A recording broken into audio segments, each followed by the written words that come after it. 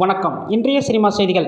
நடிகர் சண்முக பாண்டியன் படப்பிடிப்பு நிறைவடைந்ததை முன்னிட்டு படக்குழுவினர் அனைவருக்கும் புதிய உடைகள் மற்றும் பிரியாணி வழங்கி கொண்டாடினார். மறைந்த நடிகர் கேப்டன் விஜயகாந்தின் மகன் சண்முக பாண்டியன் நடிப்பில் படைத்தலைவன் படம் ரிலீஸ் ஆகி இன்று வரை வசூல் சாதனை படைத்துள்ளது.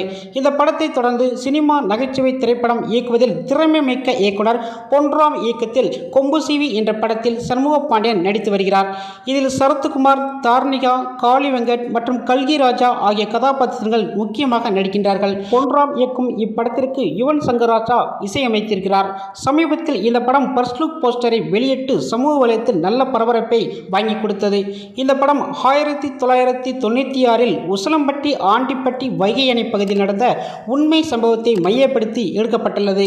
இந்த நிலையில் இப்படத்தின் படப்பிடிப்பு பணிகள் நிறைவடைந்துள்ளது என்று படக்குழு தெரிவிக்கப்பட்டுள்ளது.